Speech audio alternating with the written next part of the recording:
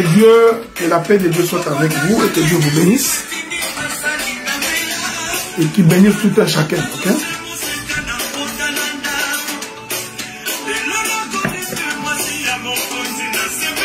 Bon, on va devoir... nous allons devoir commencer. Sauf d'abord que je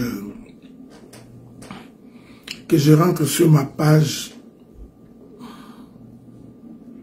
afin de pouvoir partager mon direct. Ceci va nous permettre de pouvoir commencer. Je vais donc par la... D'abord, nous vous saluons et nous prions que Dieu nous aide et que Dieu nous garde pendant ces moments de partage. Et nous espérons que la paix de Dieu sera avec tout un chacun de nous et que tout au long de cette marche ici, vous serez bénis de la part du Seigneur. Ceci étant dit, nous allons aujourd'hui parler de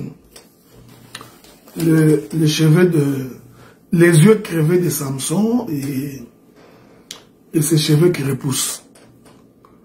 Donc, c'est cela que nous allons... C'est de cela que nous allons parler. Je serai à la fois doctoral. Il est possible que je touche quelques données prophétiques. Hein? J'essaierai d'être également ministre prophète dans mon intervention d'aujourd'hui. Sous la grâce du Seigneur, que Dieu vous bénisse. Nous allons donc très vite prendre les Écritures. Hein, nous allons très vite prendre les Écritures. Nous sommes dans les livres des Juges. Shalom mes bien-aimés, mon bien-aimé Rocky Marciano, que Dieu te bénisse, le pasteur Benjamin. Toi, Bilangana, que Dieu te bénisse également. Nous pensons que nous allons être en Europe sous peu. Okay? Si Dieu nous garde. Juge chapitre 16. Je vais lire les versets 21, 22.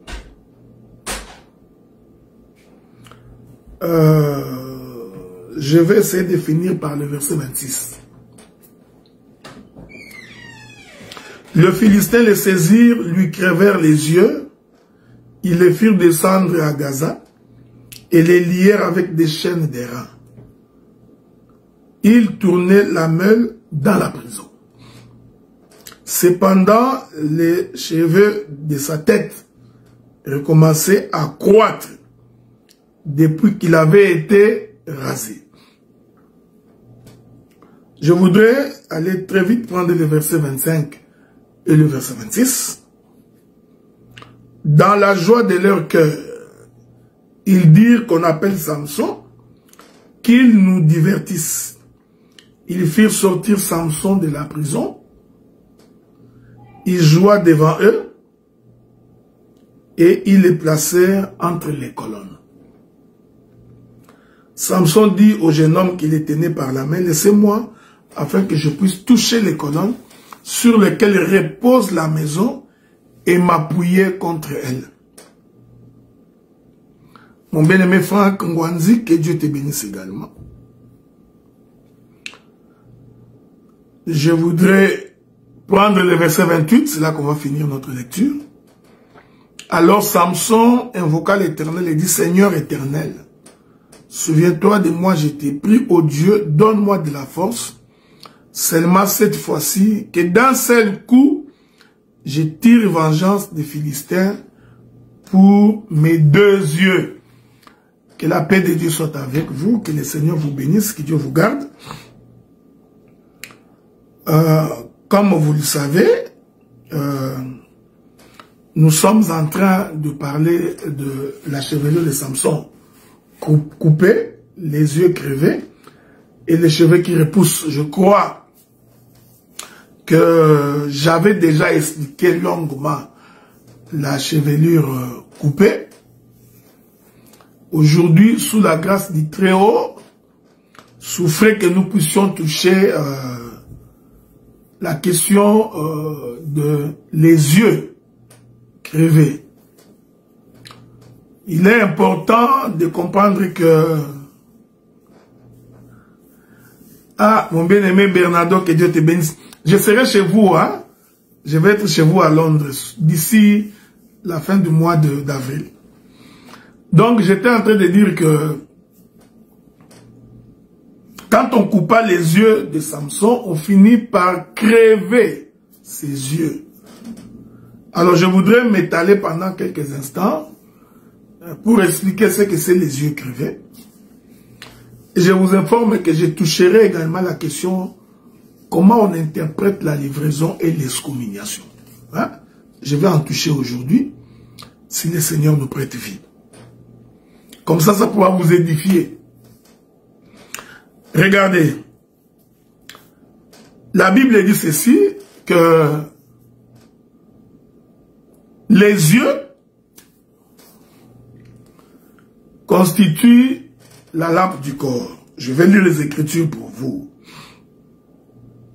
Suivez-moi attentivement parce que nous allons faire une véritable marche. Ça nous permettra de pouvoir avancer. Je ne sais pas où je trouverai cette écriture-là, mais je suis en train de la chercher. Comme je vous ai toujours dit, je n'ai pas l'habitude de bloquer les versets. Mais le Seigneur aidant, nous allons nous retrouver. Je prends le livre de Matthieu chapitre 6 verset 22. Matthieu chapitre 6 verset 22. Il est écrit, l'œil est la lampe du corps. Si ton œil est en bon état, tout ton corps sera éclairé. Que la paix de Dieu soit avec nous. Matthieu nous confirme que les yeux constituent la lampe du corps. En d'autres termes, les yeux constituent la lumière. Et une fois qu'on a la lumière, on est donc éclairé. Et cela t'empêchera de marcher dans le ténèbre. Voilà pourquoi j'ai toujours dit que si quelqu'un a la connaissance, c'est quelqu'un qui est éclairé. La connaissance est donc la lampe du corps. Et une fois que tu es éclairé, le corps ne peut pas marcher dans le ténèbre. Quand je dis ces choses, c'est aussi pour vous rappeler la raison pour laquelle, en ces temps ici, nous ne sommes pas prédicateurs de Moïse. Nous ne sommes pas ici pour forcer les gens. L'évangile, ce n'est pas un père, que tu le veuilles ou pas, tu es membre du impère. Non. On met les mecs Guilain soit béni. Donc, en ces jours, pendant le temps de la grâce, c'est-à-dire qu'apporter au peuple la lumière. Quand le peuple est éclairé, le peuple lui-même, il saura comment marcher dans la lumière. Voilà pourquoi, quand on est ministre de la parole et qu'on est en train de gérer l'église, il n'est donc pas important de forcer les membres de l'église. Il n'est donc pas important d'être comme un préfet de discipline. Tu n'as pas besoin d'être derrière le peuple pour commencer à les bousculer. Non, pas du tout. Pourquoi? Une fois que le peuple a l'œil, ou que le peuple a les yeux, suivez-moi attentivement, le peuple est éclairé, tout le corps est dans l'éclairage. En d'autres termes, les yeux constituent donc la lumière. Les yeux constitue la lumière. Que la paix de Dieu soit avec nous. C'est ainsi que nous comprenons que lorsque Jean dit, au commencement était la parole était avec Dieu, et que la parole était Dieu. Dit à, ça se trouve je sais pas, dit au pasteur Marcel que je suis occupé, je vais le rappeler. Donc, je disais ceci. C'est pourquoi le prophète Jean dit au commencement était la parole était avec Dieu, la parole était Dieu. Cette parole était donc la lumière des hommes. Une façon de dire, la parole, c'est l'œil, ou la parole, c'est les yeux. Je vais d'abord y arriver, si le Seigneur nous prête vie. Pourquoi l'homme a deux yeux? C'est important, ok? Il y a le frère Samunga qui m'appelle également, mais je suis très occupé. Regardez. Donc, nous confirmons, écoutez-moi, nous confirmons que les yeux, c'est la parole, sont la parole. Les yeux sont la lumière. Est-ce qu'on est d'accord, hein? Je vous amène sur ce chemin pour que vous compreniez qu'est-ce qu'on entend par crever les yeux de Samson. C'est très important. Et une fois que l'homme a les yeux ouverts, c'est quelqu'un qui marche dans la lumière. Voilà pourquoi tout prédicateur a pour mission d'apporter la connaissance de la parole. Une fois que le peuple a la connaissance de la parole, ça devient, oh ma bien-aimée sœur Naomi Kamanda, que Dieu te bénisse, ça fait longtemps. Donc une fois que le peuple est éclairé, c'est-à-dire qu'il a la parole, il est difficile de le faire retourner dans les ténèbres. Ainsi, une fois que vous avez la lampe du corps qui est l'œil, l'Écriture confirme que tous les corps est éclairé. Or, le corps, selon les livres des Éphésiens, est une femme. Nous pouvons lire ça. Souffrez. Je crois que c'est Éphésiens. Je vais chercher l'Écriture. Bon. Je prends d'abord Éphésiens, le chapitre 4. Le verset 12, pour le perfectionnement des saints, en vue de l'œuvre du ministère et de l'édification du corps de Christ. Ok? Je voudrais ajouter notre écriture. C'est très important, c'est le livre de Colossiens. Colossiens chapitre 1er, verset 8. Il est la tête du corps de l'Église. Il est le commencement et le premier-né d'entre les morts, afin d'être en tout le premier. Est-ce que je peux vous ajouter notre écriture? Non. Je m'arrête là. Les écritures attestent que le corps, c'est l'Église. Ça, c'est Éphésiens qui le dit, hein? Pour le salut de son corps qui est son Église. Donc, quand vous avez les yeux ouverts qui constituent la lampe du corps, c'est-à-dire quand l'œil qui est lampe du corps, vous l'avez, tout le corps est éclairé. En d'autres termes, toute l'Église est éclairée lorsque l'Église a les yeux. Parce que l'œil, c'est la lampe. Et une fois que vous l'avez, le corps est éclairé. Voilà pourquoi nous ne cessons de vous dire que quand une église n'a pas le ministre, et moi j'ai toujours dit que cela n'en déplaise à ceux qui ne veulent pas écouter ça, un ministre sans révélation n'en est pas un. Parce que la gloire du roi, c'est de sonder les choses. Or, pour sonder, il faut aller révéler. C'est par la révélation que le peuple est éclairé. Il est écrit dans la Bible. Un peuple qui marche sans révélation est un peuple qui marche sans frein. Donc, quand on a la révélation, on a les freins. Tout prédicateur que tu écoutes qui combat la révélation comprend que c'est un faux prédicateur. Tout prédicateur que tu écoutes qui est en train de minimiser la connaissance de la parole, c'est un faux prédicateur. C'est quelqu'un qui a des limites. Le prédicateur de l'évangile doit avoir la révélation de l'écriture. Et c'est la révélation qui ouvre les yeux. Est-ce que vous comprenez ça?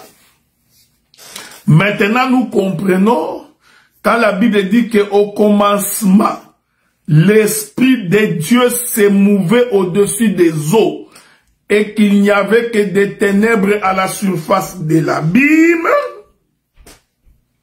et que Dieu dit que la lumière soit.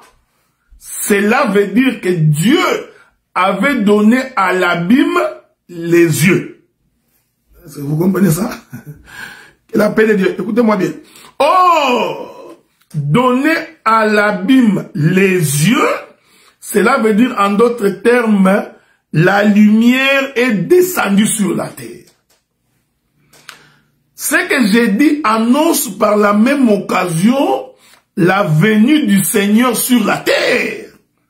Déjà au commencement, quand la Bible dit que la terre était informe et vide et qu'il n'y avait que des ténèbres à la surface de l'abîme, faites attention. C'est un langage pour dire que le corps était dans les ténèbres. Pourquoi le corps était-il dans les ténèbres? Parce qu'il lui manquait les yeux. Voilà. Maintenant, quand Dieu dit que la lumière soit, écoutez bien. C'est-à-dire que Dieu projetait la lumière sur la terre. Cette projection de la lumière sur la terre, c'est ça la venue du Fils de Dieu. Et lorsque le Fils de Dieu vient sur la terre, c'est pour que la terre soit éclairée. Sans la présence de Jésus, le monde ne peut pas être éclairé. Si tu nais, tu grandis, sans commettre un seul péché, sans commettre les péchés, c'est-à-dire que toi tu ne voles pas, tu ne calomnies pas, tu ne prends pas la femme d'autrui, tu n'es pas immoral, tu ne débauches pas. Si tu fais tout ça et que tu meurs sans que tu aies cru au Seigneur, tu vas en enfer. Ok? Tout ça veut dire que tu es toujours dans les ténèbres.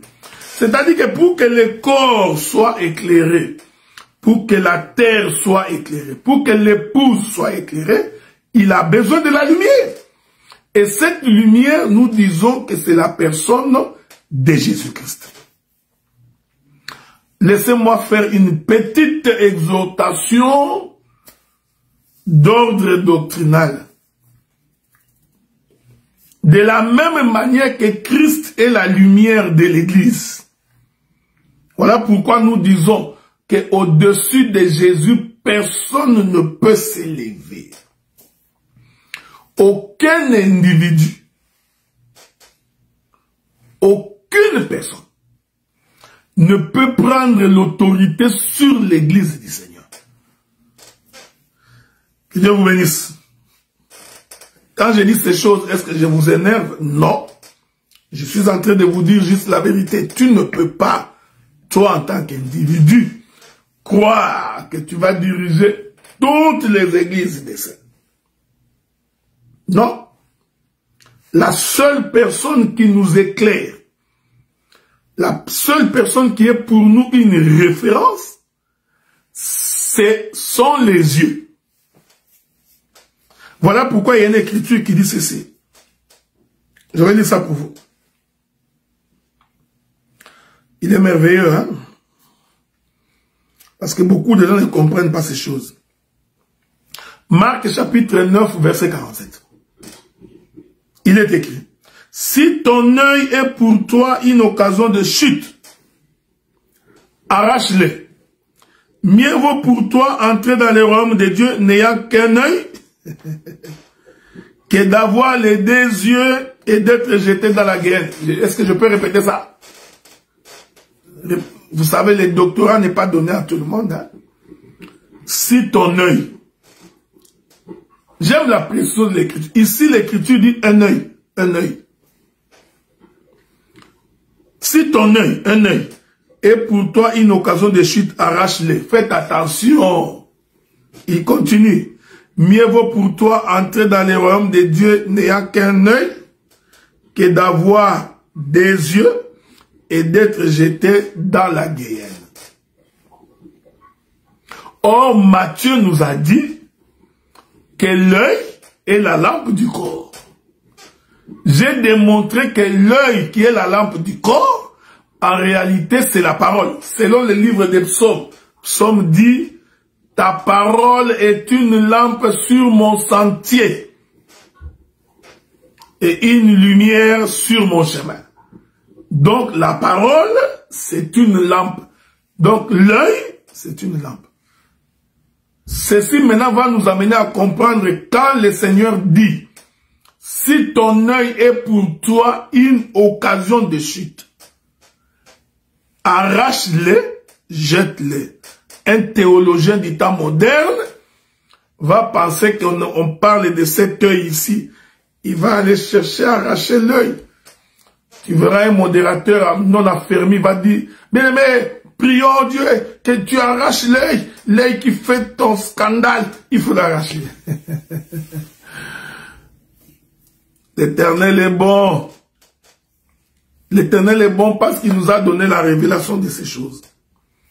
Donc l'œil qu'on arrache, c'est l'œil qui est une occasion de chute. Que Dieu vous bénisse. Or, quand on arrache l'œil, cela veut dire que la lumière vient de s'éteindre. Quand on arrache l'œil, c'est-à-dire que la lampe vient de s'éteindre. Parce que Matthieu dit, l'œil est la lampe du corps. Donc, arracher l'œil, c'est en d'autres termes, plonger le corps dans le ténèbre.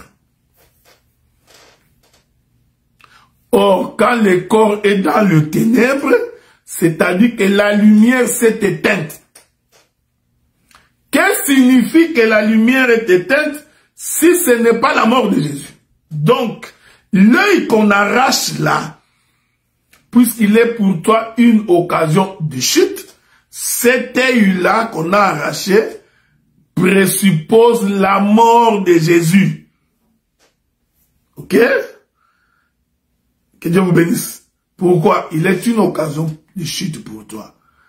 C'est pourquoi le Seigneur, tout le temps qu'il prêchait l'évangile, il était en scandale pour les Juifs.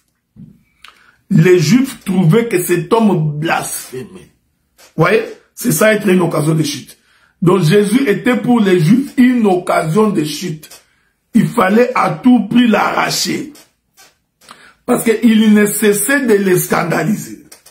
Il arrive le jour de sabbat, il guérit un lépreux. Alors que la loi dit le jour de sabbat, vous ne travaillerez pas. Il arrive le jour de sabbat, il lève un paralytique. Il était tout le temps en scandale pour ce peuple. Il mange avec les femmes prostituées. Voyez-vous? Ne vous en faites pas, je viens quelque part. Il entre dans la maison des Zachée. Donc, Jésus était une occasion de chute pour les Juifs. Qu'est-ce qu'il faut faire? Il faut l'enlever. Ok? Donc, on enlève et on jette. C'est ce que l'Écriture dit. Quand vous enlevez, vous jetez. Le mouvement d'enlever et de rejeter, c'est ça l'Écriture qui dit, il est venu chez les siens ne l'ayant pas reçu. Qu'est-ce qu'ils ont fait? Ils l'ont jeté. Que Dieu vous bénisse. Nous comprenons maintenant. Vous voyez, c'est comme ça qu'on prêche l'évangile, ok? Quand on est ministre, il faut savoir comment marcher. Maintenant, nous comprenons que crever les yeux de Samson, c'est l'entraîner à la mort. Ok? Samson, les yeux crevés, c'est la lumière qui descend dans les séjours des morts. Écoutez-moi bien. C'est-à-dire, quand la lumière descend dans les séjours des morts, l'Éternel venait de tourner le dos à Israël. Israël était donc resté dans le ténèbre. Et lui, le Seigneur, comme la lumière, devient ténèbre pour eux. Mais il descend dans les séjours des morts. Et quand il arrive dans les séjours des morts, il doit tourner la mêle. Je vais y arriver. Donc, les yeux crevés de Samson expliquent sa descente dans les séjours des morts. C'est une lampe qui s'éteint. Mais remarquez que la Bible dit qu'après lui avoir crevé les yeux, il lui fit descendre à Gaza. À Gaza où se trouvent les Palestiniens aujourd'hui. Juge chapitre 16. On peut lire? Allons. Juge chapitre 16. Verset 21. Souffrez que nous puissions lire cette écriture-là. Il est écrit. C'est ça, verset 21, je crois. Oui. Verset 21. Les Philistins les saisirent, lui crevèrent les yeux, les firent descendre à Gaza. Donc j'ai compris que Gaza était en bas. Vous voyez, frère? Donc, le mouvement de les faire descendre à Gaza, après lui avoir crevé les yeux, ces mouvements-là témoignent de celui qui descend dans les séjours des morts. Donc, c'est Samson qui descend à Gaza. Il descend là-bas les yeux crevés. Cela explique la mort de notre Seigneur Jésus-Christ. Mais n'oubliez pas, lorsqu'il arriva là-bas, quand il était descendu lié. Mais nous comprenons que quand il arrive en bas, à Gaza, il a été délié parce qu'il devait tourner la mêle dans la prison. Que la paix du Seigneur soit avec vous. Mais qu'est-ce que signifie tourner la mêle dans la prison? Bon, vous savez, je vous ai toujours dit que la Bible n'est pas le français, hein. Si tu crois que la Bible c'est le français, tu es le plus malheureux de tous. Je voudrais que nous lisions une écriture. Dans le livre de Matthieu. Matthieu chapitre 4.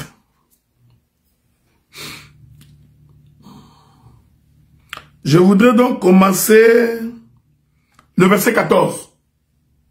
J'explique tourner la mêle. Mais il tourne la mêle où? À Gaza.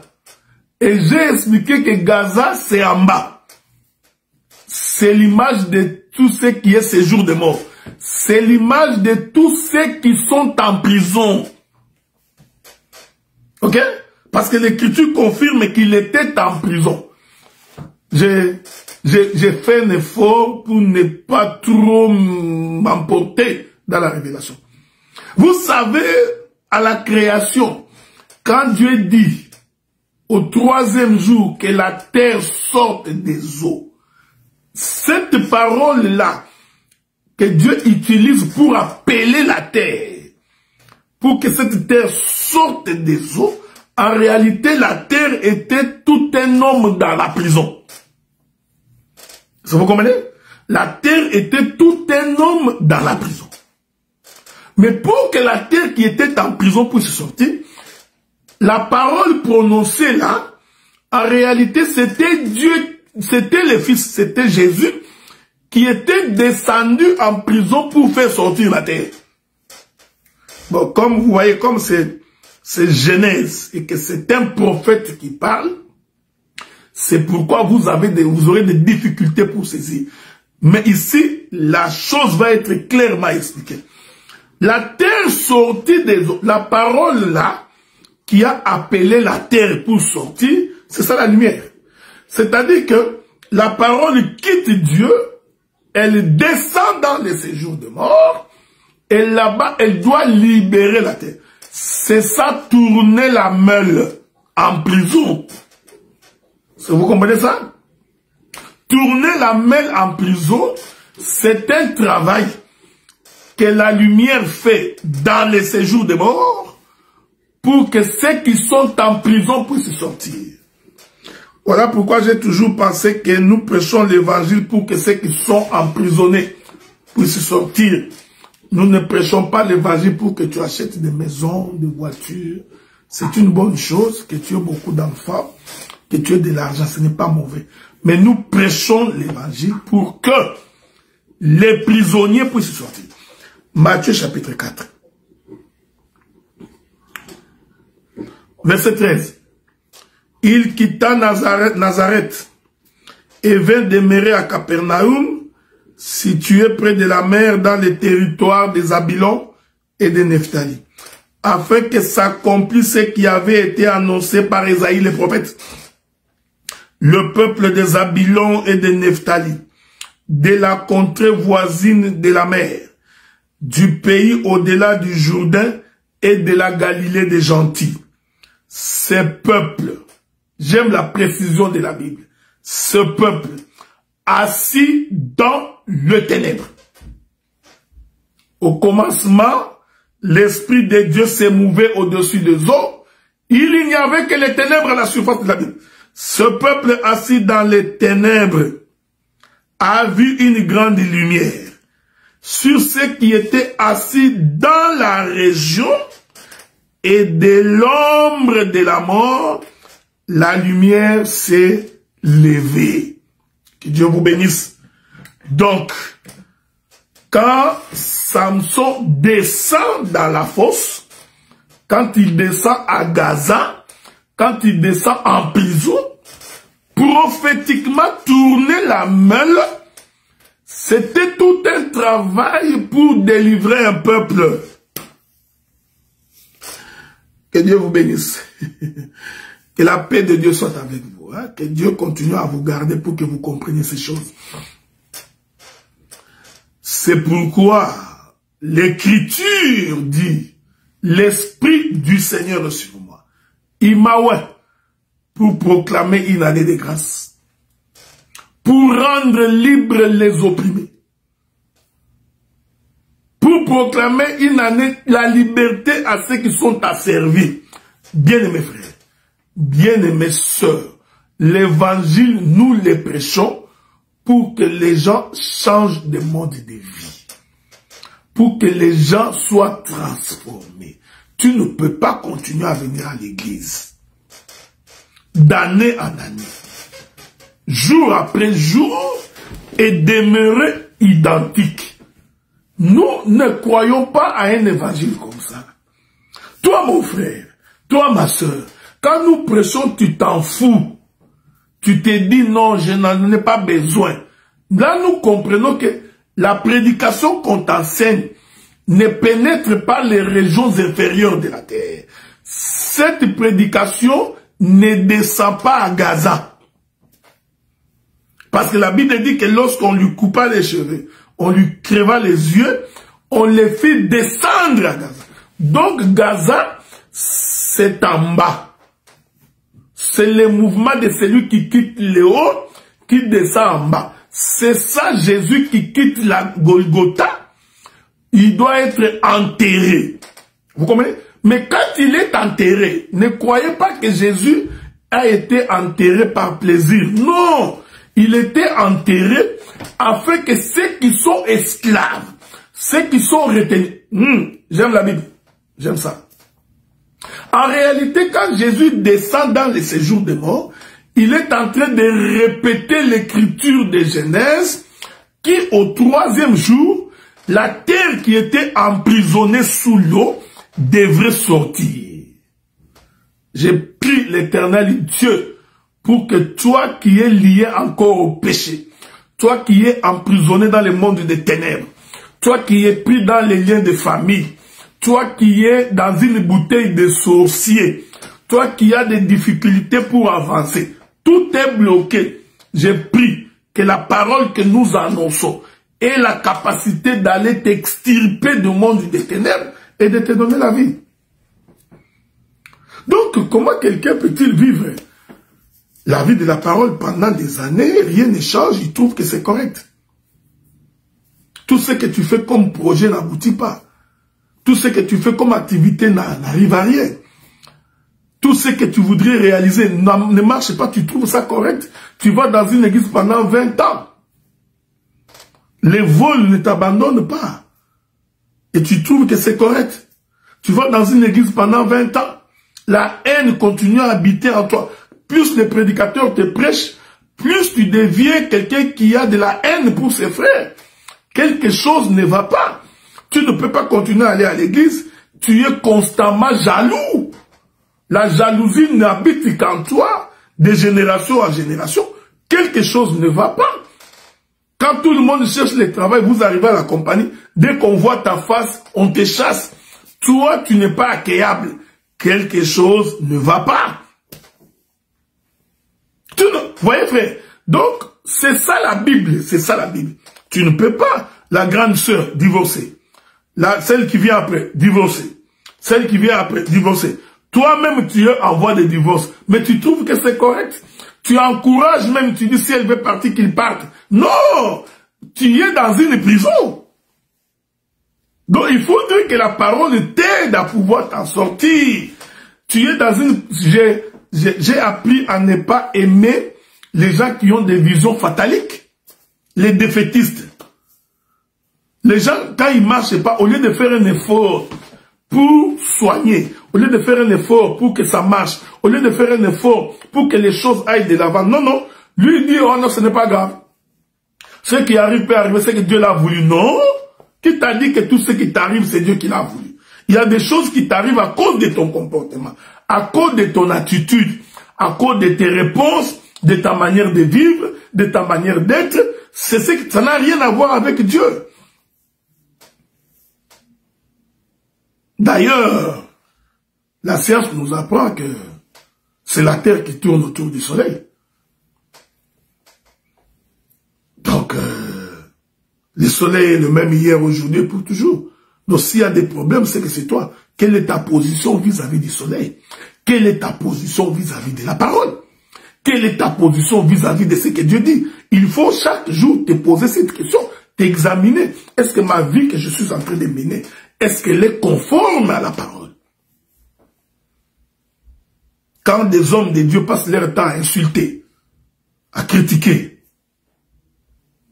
à se comporter comme la cour de cassation, tribunal de grande instance, et ils trouvent que c'est correct, quelque chose ne va pas, vous comprenez que ce sont des liens. Ce sont des liens du monde des ténèbres. Donc, le Seigneur est descendu dans les séjours de mort pour que tous ceux qui étaient en prison puissent sortir. Est-ce que vous comprenez ce que nous disons? Donc, faire descendre Jésus dans les tombeaux, il est allé là-bas pour que ceux qui étaient dans les séjours de mort soient délivrés. Que la paix de Dieu soit avec vous. Donc, quand Samson est en train de tourner la meule, en réalité, c'était toute une délivrance pour Abraham, pour Isaac, pour Jacob et pour tout Israël. Je voudrais lire une écriture. Souffrez que je lise une écriture. Il y a une écriture que je suis en train de chercher dans les livres des Hébreux, je ne sais pas. Ok, je ne sais pas. Si je ne trouve pas, je vais revenir après. Non, je vais trouver. T'inquiète pas. Je vous ai toujours dit que moi, je n'ai pas l'habitude de bloquer les versets, mais je sais que ça existe quelque part. Prenons le livre de 1 Pierre chapitre 3. 1 Pierre chapitre 3. Je vais lire donc le verset 18. Christ aussi a souffert une fois pour les péchés. Lui, juste, pour des injustes, afin de nous amener à Dieu, ayant été mis à mort quant à la chair, mais ayant été rendu vivant quant à l'esprit, dans lesquels aussi il est allé prêcher aux esprits en prison, qui autrefois avaient été incrédules, lorsque la patience de Dieu s'est prolongée au jour de Noé, pendant la construction de l'arche, dans laquelle un petit nombre de personnes, c'est-à-dire 8, furent sauvées à travers l'eau. Donc, l'œuvre de la croix, la souffrance de Christ, c'est tout un travail que Dieu fait pour aller nous prêcher, nous qui étions en prison. Faites attention, je voudrais que tu fasses attention. Je ne voudrais pas dire que quand Jésus était en bas sous la terre, il était en train de prêcher les gens. Ce n'est pas ça que j'ai dit. Parce que j'ai entendu quelqu'un qui dit que non, tu vois, quand Jésus a été enterré là-bas, les 3 jours qu'il a fait dans les tombeaux, il était en train de prêcher. Ça là, c'est, si tu comprends ça comme ça littéralement, c'est que tu es le plus malheureux de tout ça. Il faut que Dieu te vienne en aide, quoi. Spirituellement, nous étions en prison. C'est ça, prêcher aux esprits qui étaient en prison. Parce qu'en réalité, dans l'homme, c'est l'esprit. Ok? Christ est venu chez les siens l'ont rejeté. Ils l'ont vendu. Les siens qui l'ont rejeté ici, c'est Samson rejeté par sa femme. Donc la femme de Samson, c'est elle la maison d'Israël qui rejette le Messie. Et les yeux de Samson crevés attestent de la mort. J'ai expliqué cela. Mais quand il descend en prison, il doit tourner la main. Il travaille. Cet exercice-là est prophétique. C'est pour dire que vous tous qui étiez en prison, l'Éternel Dieu, en descendant dans les séjours de mort, il était venu pour nous délivrer. C'est une écriture, mais qui cache une pensée spirituelle. Cela ne veut pas dire que Jésus était allé en prison, en bas là-bas, il a commencé à prêcher Abraham, Isaac et Jacob, vous tous qui êtes en prison. Non. C'est un langage pour dire que la mort de Jésus, quand il a été rejeté par ses frères, quand il se déplace, en fait, il vient nous prêcher, nous qui étions en prison, c'est-à-dire nous, les nations.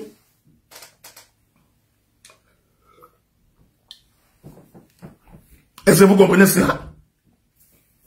C'est pourquoi, le jour de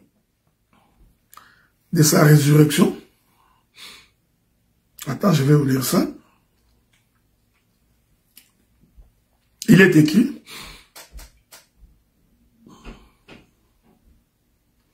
Matthieu chapitre 27. Prenez le livre de Matthieu chapitre 27. Nous lisons le verset 52. Matthieu 27, verset 52. Le sépulcre s'ouvrit et plusieurs corps de saints qui étaient morts ressuscitèrent. Étant sortis des sépulcres après la résurrection de Jésus. C'est important de préciser cela. Étant sortis des sépulcres après la résurrection. C'est pourquoi quand tu lis ta Bible, il faut faire très attention. Ok? Le déchirement du voile, c'est toute une résurrection. Ils entraient dans la ville sainte, apparurent à un grand nombre de personnes. Cette chose est prophétique. Cela veut dire que tous ceux qui étaient retenus captifs par le monde des démons, la mort de Jésus devrait les libérer. Voilà pourquoi je rentre dans l'exhortation pour dire il faudrait que l'Église soit une église de prière. Il faudrait que par la prière, que le peuple trouve la réponse à ces questions, qu'il trouve la délivrance. Il faudrait que celui qui a une maladie incurable, celui qui reste longtemps sans obtenir les promesses de Dieu, il faudrait que dans la vie de la prière accentuée, que le miracle s'opère et que la délivrance soit vue. Donc, ici, je voudrais dire, lorsque nous nous déplaçons, lorsque nous venons, non seulement que nous enseignons la parole, mais bien plus, il faudrait que le peuple retenu captif pendant longtemps en prison soit délivré. Et cela, ça demande la prière. Mais pour que la prière soit efficace, il est écrit dans la Bible, la prière du juste a une grande efficacité. Il faut que celui qui prie soit un homme intègre. Il faut qu'il soit un homme qui vit en dehors du péché. Il faut qu'il soit un homme sanctifié. Il faut qu'il soit un homme purifié. Voilà pourquoi, quand tu es serviteur de Dieu et que tu sais que tu as un travail à faire à un moment donné, il faut éviter de tomber dans les péchés. Il faut éviter de t'essuyer parce que quand tu t'essuies, la puissance diminue. Il faut que tu sois quelqu'un qui aime la vie de la prière, qui est capable de tenir la prière pendant 1 heure. Pas du genre, nous prions, au lieu de prier, toi tu commences à entonner la chanson. J'ai vu des gens comme ça. Pendant que nous prions, tellement qu'il a le souffle court. Au lieu de prier, non. Lui passe son temps à faire quoi? Il passe son temps à chanter. Il va chanter pendant 15 minutes et il va venir prier pendant 2 minutes. Non. Qu'est-ce qui se passe avec toi? Tu n'as pas de souffle. Le minimum pour une prière, c'est 1 heure. Hein? Le minimum. Jésus a dit à ses disciples, vous n'étiez pas capable de prier avec moi, ne fût-ce qu'1 heure. Si tu as la capacité de tenir en prière pendant 1 heure, l'Éternel Dieu te soutiendra. Voilà pourquoi nous, ici à Ottawa et à Montréal, chaque mardi, nous prions 1 heure sans interruption. C'est pas 1 heure, nous entendons la chanson. 2 intentions de prière, tu entends. Non, non. C'est 1 heure de prière sans pause. Si tu veux prier avec nous, envoie-moi ton numéro, je vais te connecter. Le vendredi, nous faisons 3 séances de prière de 1 heure, 1 heure, 1 heure, 3 heures de prière. Sans entonner une chanson. Il faut, quand tu es un enfant de Dieu, que tu sois un homme de prière, une femme de prière. Certaines délivrances ne sont possibles que par la prière, et la prière accentue. Les yeux crevés de Samson, c'est le Seigneur qui descend dans le séjour de mort. Et quand il descend dans le séjour de mort, j'ai expliqué que Gaza est en bas, parce que la Bible dit, il les fit descendre à Gaza. Donc, Gaza, c'est le séjour de mort. Gaza, c'est le ventre du poisson. Une fois là-bas, Samson doit prendre la meule, en train de le tourner la meule. J'ai expliqué, tourner la meule, c'est la prédication des gentils, la prédication des nations. Nous qui sommes loin, il a abandonné la maison d'Israël, il est venu pour nous prêcher. Et quand il nous prêche, il faut que nous sortions de la prison. Il faut que nous sortions. Est-ce que vous comprenez ça? C'est ça, tourner la meule en prison. Et l'Écriture dit, pendant ces temps, ses cheveux poussaient de nouveau. Je vous avais dit que la chevelure coupée, c'est la gloire qui quitte le trône, qui descend sur la terre et qui descend dans les séjours de mort. Donc nous comprenons que la chevelure qui repousse, c'est la résurrection. Ok? Donc, c'est renaître de nouveau. Donc, le mouvement de Samson, de la chevelure qui pousse, explique la notion de la résurrection. Mais faites attention.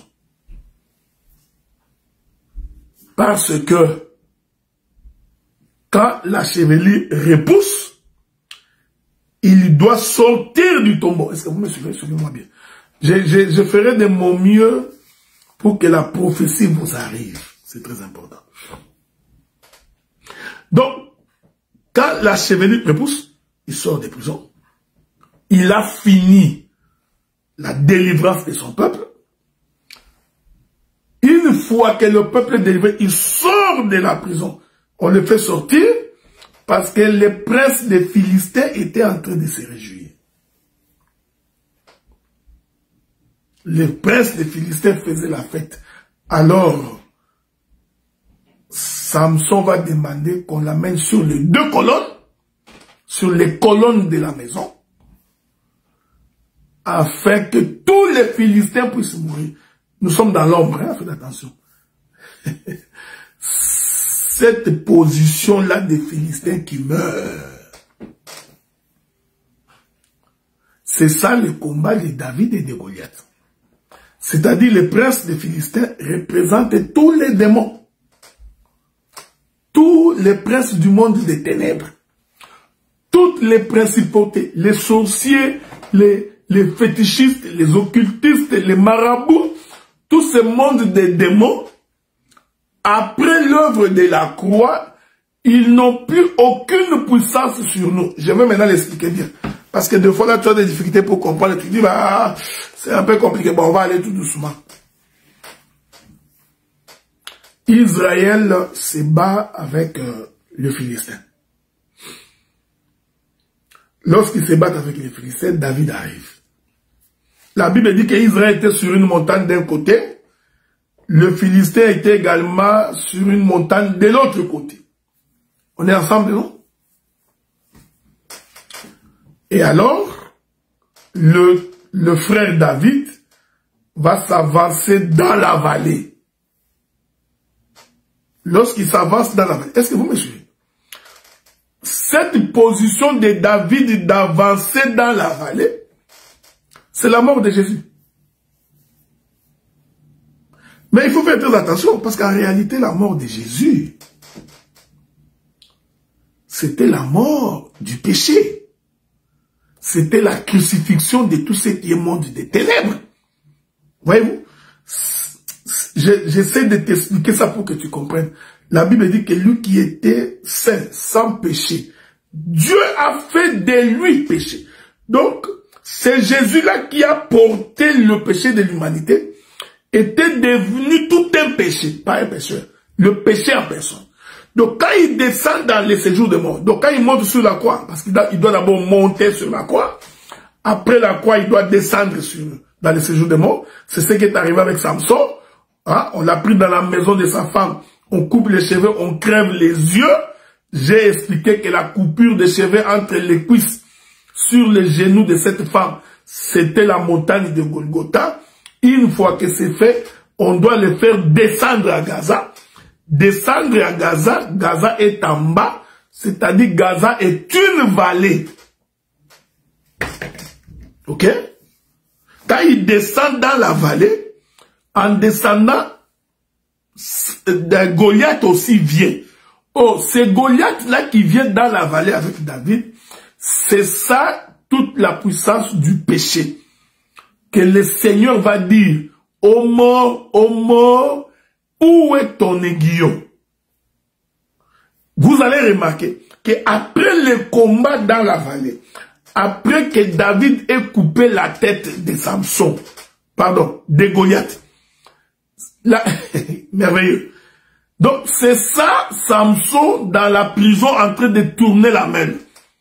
Quand il finit de couper la tête de Goliath, David doit sortir de la vallée. Que la paix de Dieu soit avec vous. Vous voyez? Cette sortie de David de la vallée, c'est la résurrection. C'est ça, Samson, avec les cheveux qui repoussent. Mais quand David sort, il montre la tête de Goliath. Tout le peuple maintenant traverse pour poursuivre tous les Philistins jusque dans leur dernier retranchement. Que la paix de Dieu soit avec vous. Cette poursuite-là des enfants d'Israël qui poursuivent les Philistins jusque dans leur dernier retranchement, c'est ça Samson qui renverse les battants de la maison et avec lui il entraîne la mort de tous les Philistins. Tous les princes des Philistins. Or la Bible dit, car nous n'avons pas à lutter contre la chair et le sang, mais contre les princes du monde des ténèbres dans les lieux célestes. Donc, le prince des Philistins là, représenter tous les démons que tu peux imaginer. Je voudrais dire à quelqu'un donc ce soir que aucune puissance de l'ennemi ne peut te nuire. Aucune réunion des sorciers n'aura de l'avantage sur toi. Même lorsque l'ennemi viendra à toi comme un fleuve, l'Esprit de l'Éternel le combattra. L'Esprit de l'Éternel le renversera. L'Esprit de l'Éternel te donnera la victoire. Pourquoi? Parce que Samson, en tenant les battants de la maison, il a entraîné la mort de tous les princes du monde des ténèbres. Tu ne peux pas rester enchaîné pendant des années. Tu ne peux pas rester enchaîné pendant des années. Rien ne marche dans ta vie, tu trouves que c'est normal. Non, c'est-à-dire que tu n'as pas cru à la bonne parole. Il est temps aujourd'hui, pendant que tu nous écoutes, de ne pas endurcir ton cœur, de croire en un véritable Dieu. Le Dieu qui expie les péchés, qui te donne une nouveauté de vie. Il faut que nous témoignions que le Seigneur t'a rencontré dans ta manière d'être, ta manière de vivre, ta manière d'agir. Devrait nous attester que le Seigneur t'a délivré de la vie du péché. Ainsi, aucune puissance de l'ennemi ne peut te nuire. C'est ça, Samson, qui tient le battant de la maison et qui renverse, et c'est la mort de tous les Philistins. C'est ça David qui sort de la vallée et qui, après avoir montré la tête de Goliath, tous les enfants d'Israël prennent les Philistins en chasse. Que Dieu vous bénisse. Est-ce que vous comprenez ce que nous disons? C'est ça, le chevet de Samson qui repousse. Faites attention. Parce que le prophète peut nous expliquer aussi que c'est aussi un combat de la guerre d'Armageddon. Mais j'ai préféré ne pas y aller là-bas. Bon, mon bien-aimé Dieu merci, c'est sûr que si tu ne m'as pas pris au téléphone, c'est parce que j'étais en train de faire l'émission. Je vais te rappeler après. Comprenez? Mais je vous avais dit que je vais essayer de dire un mot sur la livraison. Sur l'excommunication. Je voudrais dire un mot. Parce que j'ai fini mon intervention d'aujourd'hui. Souffrez pendant 15 minutes que nous disions un mot. Écoutez-moi bien, frères. Dieu nous a établis ministres pour rétablir la vérité. Et personne, alors personne, ne peut nous empêcher de dire la vérité. Il faudrait éviter d'être encerclé dans une communauté. Ne devenez pas esclaves des hommes. Soyez esclaves de la parole. La livraison à Satan ou l'excommunication ne peut pas être un acte de vengeance. Ça ne peut pas être un acte de jalousie. Ce n'est pas un acte de guerre. Comme je vois aujourd'hui, les gens, quand on livre quelqu'un, ils jubilent. Il fait la fête. Il est content parce qu'on a livré son frère à Satan. Non! Quand quelqu'un a une telle attitude, comprenez qu'il est véritablement du diable. Écoutez ce que la Bible dit. Lorsque Israël s'est déplacé et que l'on trouve que quelqu'un a la lèpre, bien-aimés frères, premier élément que Israël fait, Israël arrête sa marche. Pourquoi Israël arrête-t-il sa marche? Par compassion aux lépreux. Il faut que vous reteniez ces choses, c'est très important.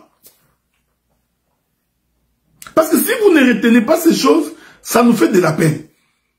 Israël, quand il est en train de marcher et qu'il constate que dans le camp, il est important de préciser que la lèpre doit être trouvée dans les camps, dans la ville, dans la maison. Et c'est le sacrificateur qui constate qu'il y a la lèpre. Est-ce que vous comprenez ce que nous disons? Ce sont des choses élémentaires. Mais je ne sais pas pourquoi les gens se compliquent la vie. Excommunier quelqu'un, c'est un acte d'amour, c'est un acte de compassion. On ne peut pas, les autres ne peuvent pas jubiler parce que leur frère a été excommunié ou que leur frère a été livré à Satan. Non! L'excommunication est un acte d'amour. Vous allez voir, je suis en train de le démontrer.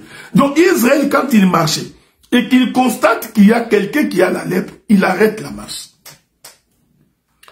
Il arrête la marche, pourquoi? Pour que les lépreux soient guéris. Il n'arrête pas la marche pour m'arrêter. Ils vont arrêter la marche. Le sacrificateur va constater qu'il s'agit de la lèpre. Tout péché n'est pas lèpre. Sinon, vous allez commencer à excommunier tout le monde. Tu n'es pas d'accord avec ton frère. Excommunié. Il t'a insulté. Excommunié. Il a soutenu le président Fayoulou. Excommunié. Il soutient le président Fachi. Excommunié. Il est disciple de Macron. Excommunié. Mais vous allez excommunier tout le monde. Non. L'excommunication ou l'excommuniation n'est pas un règlement de compte, mes bien-aimés frères et sœurs. Ce n'est pas un règlement de compte. Où est l'amour du prochain? Non. Les sacrificateurs constataient qu'il a la lèpre. Ils demandaient au camp de s'arrêter. On prenait les lépreux, on les mettait dehors. Pourquoi on mettait les lépreux dehors? C'est pour qu'ils guérissent. On ne mettait pas les lépreux dehors pour qu'ils souffrent. Mais la haine qui vous habite aujourd'hui m'étonne, me chagrine au plus haut point. Quelqu'un, quand il apprend qu'on a excommunié son frère, il jubile. Tu vas l'entendre dire, il n'entend pas, il est orgueilleux, c'est un prétentieux, azui. Non! Ça, ce n'est pas Dieu. Celui qui jubile comme ça, son cœur est noir, son cœur est ténèbre, son cœur est obscur. On met les lépreux dehors pour qu'ils guérissent. Et le membre de son camp doivent attendre, frère. Il ne continue pas la marche. Israël ne continuait pas la marche. Quand il y avait un lépreux au milieu d'eux, ils vont le mettre dehors. Pendant qu'il est dehors, les soucis du sacrificateur, c'est qu'il doit guérir. C'est-à-dire le sacrificateur doit de temps en temps sortir pour aller constater si la guérison est possible. Est-ce que vous comprenez ce que nous disons? Je ne voudrais pas entrer dans les données révélationnelles parce que des fois ça vous fait des vertiges. Jusqu'à ce que des fois vous m'haïssez tout simplement parce que je donne la révélation. Écoutez,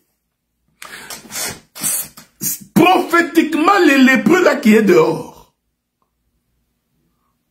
on lui prodigue des médicaments pour sa guérison. Vous comprenez ce que je dis? Il est dehors, mais il est en période de traitement. Il est en période de guérison. Ces lépreux-là, on lui donne à manger. Sinon, il va crever de faim. Donc, il y avait des dispositions en Israël pour que les sacrificateurs apportent à manger à ces lépreux-là. Mais aujourd'hui, quand on t'excommunie, les soucis des gens qui t'ont excommunié est que tu dois souffrir. Il faut que tu meurs. Il faut que tu sentes. Ils vont faire en sorte que même les foufous dans ta maison, tu n'en as pas. Ta femme va commencer à maigrir. Tes enfants ne vont plus aller à l'école. Ils vont te priver même le salaire du serviteur. Parce que tu as péché. Vraiment. Vraiment. Vraiment, vous priez Dieu. Les dieux que nous prions. Et vous trouvez ça normal. Je vous ai dit que la lèpre doit être constatée dans les camps. Ce n'est pas ce que nous voyons aujourd'hui. Quelqu'un qui est à Kinshasa excommunie quelqu'un qui est en Afrique du Sud. Je me pose la question, on est dans quel monde? Quelqu'un en Angola, il excommunie quelqu'un qui est en France. Ils ne sont pas de la même église locale. Ils ne prient pas ensemble. Mais si c'était comme ça, mais moi j'aurais excommunié beaucoup de gens. Parce qu'il y en a beaucoup qui n'ont jamais été d'accord avec moi. Il y en a beaucoup qui me critiquent, qui m'insultent. J'allais me réveiller chaque matin. Toi, excommunié. Toi, excommunié. Toi, excommunié. Non. On ne peut excommunier que quelqu'un qui prie dans l'église locale avec toi. Et pour l'excommunier, il faudrait que les serviteurs de cette église-là constatent que cet homme ici a la lèpre. Et je vous avais fait comprendre que la lèpre, c'est une maladie qui perdure. Ce n'est pas une maladie comme une fièvre qui te prend en un seul coup. Non, non, non. C'est une répétition de quelque chose. Des ulcères en train de ronger ta peau. C'est à ce moment-là que le sacrificateur, lui, va examiner, trouver que oui, ça c'est la lèpre. Pourquoi il te met dehors? Il ne te met pas dehors pour que tu crèves. Il te met dehors pour que tu guérisses. De peur qu'en restant dans les camps, tu vas contaminer les autres. Donc c'est par souci du peuple et c'est par souci de l'excommunier. Et celui qu'on excommunie doit être dans ton camp, de ta maison. Je sais comment tu anticipes, non? C'est pourquoi je vous avais dit, quand vous lisez votre Bible, vous ne verrez nulle part Paul donner les ordres à l'église où Pierre s'est trouvé. Non. Paul n'a jamais donné des ordres à Jérusalem. Parce que l'église de Jérusalem avait leur ministre local. Mais Paul pouvait donner les ordres à Corinthe. Parce que c'était l'église où il était ministre. C'est lui qui avait commencé. Il pouvait dire à Éphèse, Timothée, établit de l'ordre là-bas, selon mes recommandations, parce qu'il était ministre de l'église d'Éphèse. C'est comme moi là. Je suis à Ottawa, ministre de l'église d'Ottawa, j'ai commencé avec d'autres frères, l'église de Montréal. Je suis également, je peux faire des recommandations à Montréal. Là où nous sommes avec le pasteur Marcel, je peux appeler, je voudrais que telle chose soit faite, c'est conformément à l'écriture. Oui, parce que c'est mon église locale. Mais je ne peux pas donner des ordres là où se trouve l'apôtre Franck. Non, je ne peux pas. Ça, c'est son affaire. Et là, son église locale gérera ses histoires et trouvera des solutions là-bas. Mais lui ne peut pas traverser, venir là où moi je suis. Décider d'excommunier quelqu'un. Non, c'est anti-biblique. Nous sommes en train de dire pour que vous compreniez que c'est anti-biblique. Les excommunications internationales à laquelle nous assistons ou auxquelles nous assistons aujourd'hui sont anti-doctrine. Est-ce que vous comprenez ce que nous disons? Quelqu'un, parce qu'il ne t'aime pas, il va décider de t'excommunier. L'excommuniation est devenue un règlement de compte. Comme lui, il parle beaucoup. C'est quelqu'un qui a les francs-parler. Dès qu'il y a une bêtise, il va parler, il risque de nous menacer. Pour éviter qu'il nous menace, nous allons l'envoyer ambassadeur au Maroc. C'est ce que Mobutu faisait, non?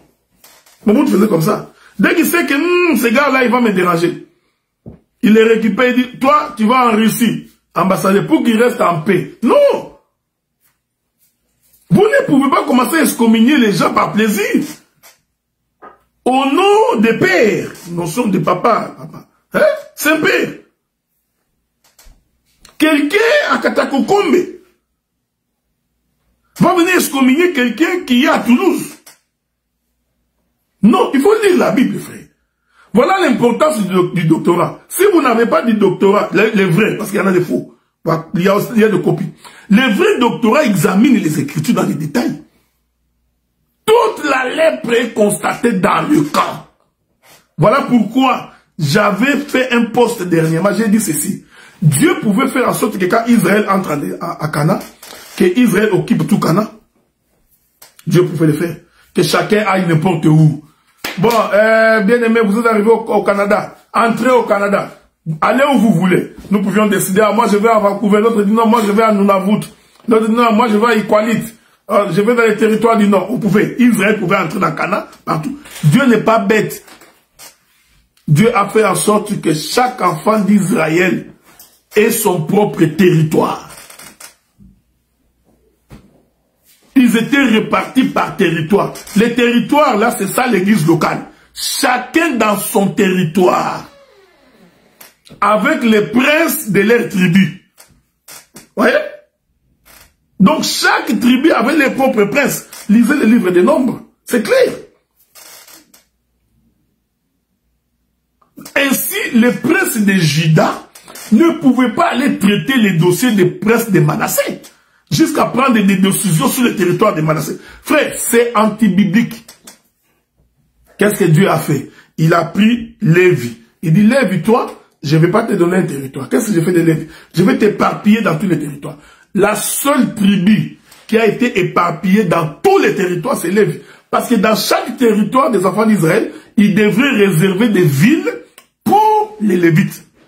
Pourquoi? Parce que Lévi, c'est lui qui faisait les liens entre toutes les tribus. Je voudrais le dire autrement. Lévi, c'est le sang du Père entre tous les fils. Donc nous sommes frères par Lévi. Je suis frère de Judas par Lévi, je suis frère de Benjamin par Lévi, je suis frère d'Issachar par Lévi. Vous voyez? Mais Issachar ne peut pas venir donner des ordres jusqu'à excommunier les gens chez Zabulon. Cet esprit, c'est un esprit de papoter. Il faut résister à cela.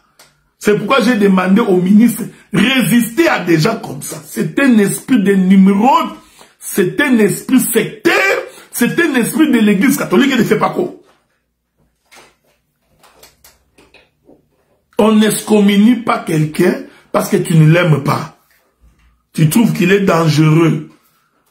Vous savez, il y a un roi, je me souviens après la mort de Salomon, il y a un roi qui a pris le pouvoir. Après la mort de Salomon, si je ne me trompe pas, il appelle les vieux. Il dit aux vieux, bon, mon père est mort, j'ai le pouvoir, qu'est-ce que vous me conseillez? Les vieux lui disent, non, ton père a fait souffrir le peuple. Il les a fait beaucoup travailler. Nous te demandons d'alléger la tâche. Fais respirer le peuple. Il dit, ok, j'ai entendu. Il appelle les gens de sa génération. Les jeunes comme eux. Les gens qui ne connaissent pas la souffrance de l'œuvre. Qui ne connaissent pas la souffrance, comment on tient un royaume. Il les appelle. Ils disent, non, il faut augmenter la souffrance. Comme toi, tu avais souffert, il faut que tout le monde souffre. Non. Excommunier quelqu'un est un acte d'amour. Israël ne se déplacera pas jusqu'à ce que les lépreux soient guéris. Vous avez lu votre Bible. Avez-vous lu quelque part où un lépreux a été abandonné?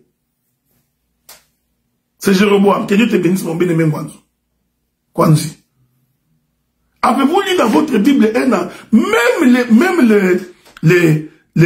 les livrets des 1 Corinthiens, Paul dit qu'il faut aller les récupérer.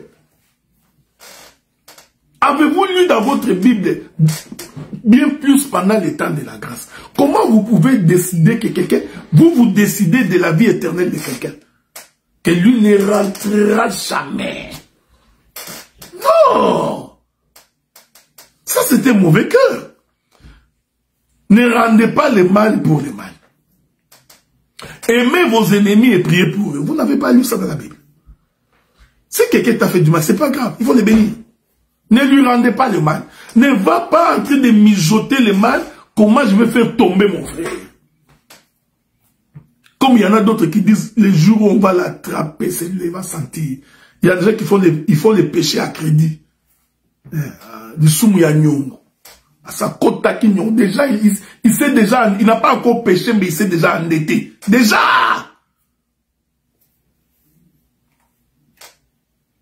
Israël ne se déplaçait pas tant que le lépreux n'est pas guéri. Jusqu'à ce que le lépreux guérira, on le fera retourner dans les camps et ils continueront la marche. C'est ça la miséricorde, frère. C'est ça le pardon. Quand ton frère a mal fait, il a péché contre Dieu. Ton souci, c'est de les récupérer. Qu'il revienne au Seigneur. Non? Excommunier. Vous voulez qu'il... Maintenant, ce qui est pire, vous voudriez que l'excommunié commence à vous supplier comme on supplie Dieu. Jusqu'à ce que leurs femmes commence à passer, aller voir vos femmes pour dire, dites à papa, tu n'es plus frère, tu es devenu papa. Dites à papa de pardonner seulement, de faire retourner. Et lui aussi, il sait quoi être quelque chose. Quand je vais régler la question, je te ferai retourner. Tiens! Oui! Comme disent les Ivoiriens. Je te suis. Donc, c'est devenu quoi cette affaire-là? Donc, ce n'est plus la parole, c'est l'état d'humeur des gens. Qu'il reste d'abord comme ça, 2 ans, 3 ans, parce qu'il est orgueilleux, il est prétentieux. Toute excommunication qui s'est faite en dehors du camp est anti-doctrine diabolique et satanique. Et les gens qui adhèrent à de telles excommunications, vous tous, vous péchez.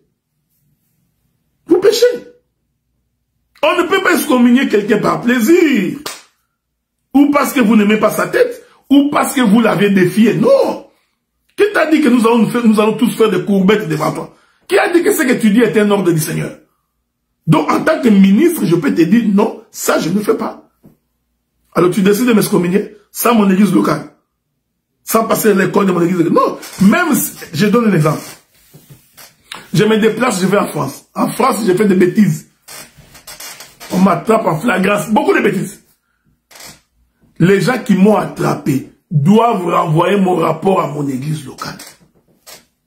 C'est ça la doctrine. Voici ce que les frères Adélard a fait. Voici. Nous l'avions confronté. Voici. Voici les preuves. Voici. Les collèges, mon collège, va me convoquer. Donc Adélard, nous voulons t'entendre. Ils vont m'entendre, je vais m'expliquer. Avec le Saint-Esprit, ils vont décider. S'il faut m'excommunier ou pas. Non. Toi, tu es en mission. Tu débarques dans une église d'autrui où il y a des collèges de serviteurs. Toi, tu viens excommunier. De la même manière, tu trouves que l'église locale a excommunié quelqu'un. Toi, tu viens. Mon bien-aimé frère, lui, il préfère surveiller les fleuves. Toi, tu viens, tu rétablis quelqu'un dont le collège avait excommunié. Mais mes frères, c'est un désordre. Ça, c'est marquer du respect aux autres ministres. C'est de les considérer comme étant des sous-tasses, des sous-ministres. Non. Quand on excommunie quelqu'un, c'est par amour. Pour que le Seigneur se souvienne de lui. Pour qu'il y rentre dans la bergerie. Je vais donner un exemple pour conclure. Pour conclure pour aujourd'hui. Regardez. Un jour, le Seigneur se met en marche pour rechercher Adam. Adam, où es-tu? Adam dit que je me cache. Dieu dit, pourquoi tu te caches? Parce que c'est que tu as mangé le fruit de l'arbre dont je t'avais dit de ne pas manger. Adam dit, oui. La femme que tu as mis à côté de moi, blablabla. Je prends cet exemple-là pour expliquer la livraison. Parce que, tant que Adam était dans le jardin, Adam était en sécurité.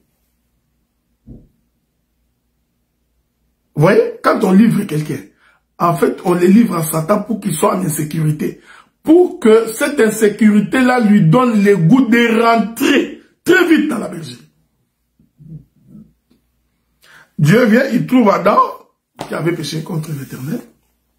Dieu pouvait chasser Adam nu. C'est ce que je vous dis. Non, Dieu n'a pas chassé Adam nu.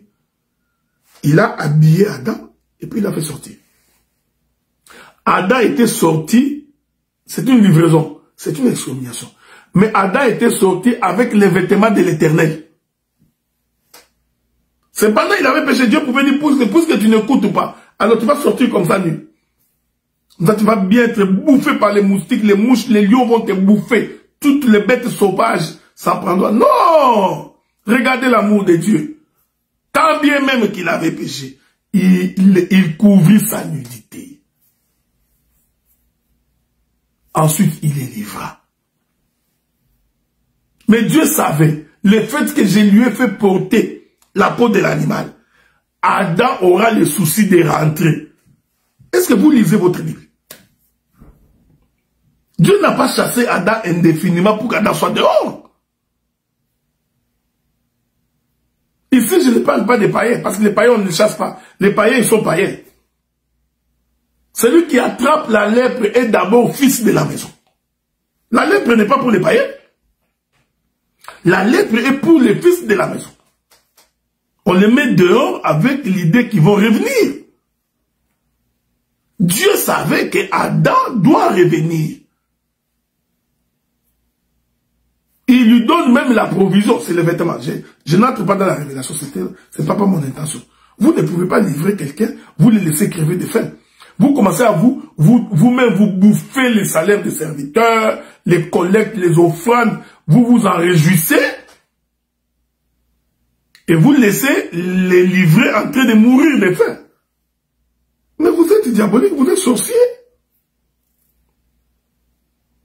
Vous n'allez même pas visiter. Vous ne faites aucune démarche pour que la personne qui est livrée rentre dans ses droits. Vous ne parlez même pas de sa lèpre. Vous n'allez même pas le voir pour parler de sa lèpre. Non. Les sacrificateurs sortaient pour aller voir. Est-ce que tu es guéri? Ça marche? Tu as bien mangé? C'est pas grave. Quand ça va guérir, tu vas rentrer. Mais aujourd'hui, le pardon est devenu négociable. FCCK, parti politique, il faut négocier les accords. Est-ce que tu crois au dépouillement? Si tu dis non, c'est fini. Pour toi, il n'y a pas de négociation.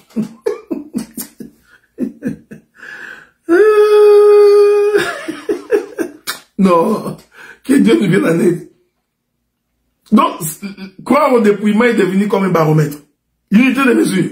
Toi, tu crois au dépouillement. Il suffit seulement que tu dises que non, je ne crois pas. C'est fini. Toi, là, c'est fini. Tu vas mourir livré. Il y en a d'autres qui sont plus malins que Kandolo. Vous connaissez ceux qui sont plus malins que Kandolo? Plus malins que Kandolo. Il y en a d'autres qui sont plus malins que Kandolo. Il va dire, oui, je crois au dépouillement. Dès qu'il rentre, il change d'avis. L'Éternel savait qu'Adam, il savait qu'Adam, Adam allait retourner. Oui, mon bien-aimé, Dieu savait. Lui, la première personne qui fait la livraison, il n'a pas laissé Adam sortir nu. Pourquoi, vous ne vous avez jamais posé la question, pourquoi Dieu l'avait habillé? Vous vous posez la question, pourquoi Dieu avait habillé Adam? Vous pensez que c'est pas plaisir? Non. Vous manquez d'amour, vous êtes méchant. Votre méchanceté est très grande. Vous êtes mauvais, votre cœur est ténébreux. Vous ne voulez même pas qu'on pose la question. Si on pose seulement la question, non, non, non, non, non, non, laissez-les là-bas, laissez-les là-bas. D'abord, vous ne respectez pas la doctrine. Parce que vous excommuniez des gens qui ne sont pas de votre église locale. Vous excommuniez des gens qui n'ont pas péché contre l'Éternel. Vous excommuniez des gens qui n'ont pas la lèpre. Et beaucoup de ministres, comme des faibles, sont entraînés. C'est ce que Paul avait dit à Pierre. Dans ton hypocrisie, tu as entraîné beaucoup de juifs. À cause de votre mauvais agissement, de votre mauvaise manière d'agir, vous aviez entraîné d'autres ministres. Il y en a des ministres peureux qui ont peur de dire la vérité. Un ministre n'a pas peur. Un ministre doit avoir ses pieds dans ses bottes. Que quand ce n'est pas ça, un ministre se tient debout. Au prix de sa vie, il dit ça, ce n'est pas la parole. Toute livraison en dehors de qui ne relève pas d'une église locale est diabolique. Revenez sur le bon chemin. Toute livraison qui viendrait d'en haut, satanique et diabolique. Les questions, c'est pareil, hein. C'est pareil avec les finances. Tu ne peux pas débarquer dans une église d'autrui, les gens qui ont commencé, toi tu viens, tu voudrais connaître les mabonzas. C'est combien? Qu'est-ce qu'il y a? Qui a donné? Qui travaille, qui ne travaille pas? Tu vérifies les femmes d'autrui. C'est pas ton travail. Toi tu es en mission visiteur.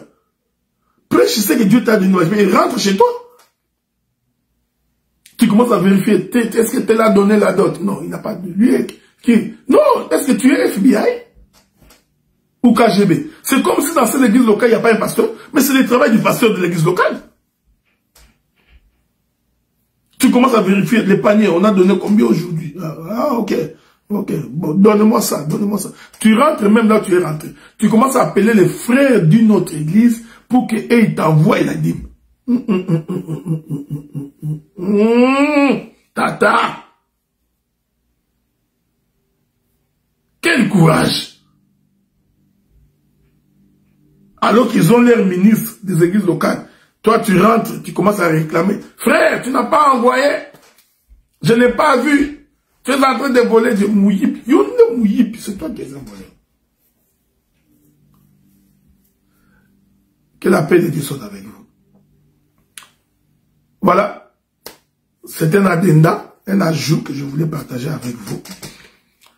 En ce soir, laisse que la paix de Dieu soit avec vous et que Dieu vous garde, que Dieu vous protège, qu'il continue à vous enrichir. Donc, le samedi prochain, Dieu voulant, nous allons faire notre émission, le ministre face au peuple, avec mon bien-aimé frère Sam Munga. C'est comme je disais, donc un samedi sur deux, nous ferons la trompette de la vérité. Un autre samedi sur deux, nous ferons le ministre face au peuple. Donc, je suis votre frère, le docteur Adela, ministre de la parole. Nous avons une église à Ottawa et une autre église à Montréal. Donc, si tu voudrais participer avec nous à nos cultes, fais-moi savoir. Ou à nos séances de prière, fais-moi savoir, je te ferai intégrer et nous prierons ensemble. Que la paix de Dieu soit avec vous, que celui qui n'a ni commencement ni fin de jour soit votre partage. Ouf, j'ai parlé pendant quoi, 1h40, 1h45. Vraiment? Alors, que Dieu vous bénisse et que Dieu vous garde et que la paix de Dieu soit avec tout un chacun de vous et que l'Éternel continue à vous garder et à vous protéger. Nous allons donc...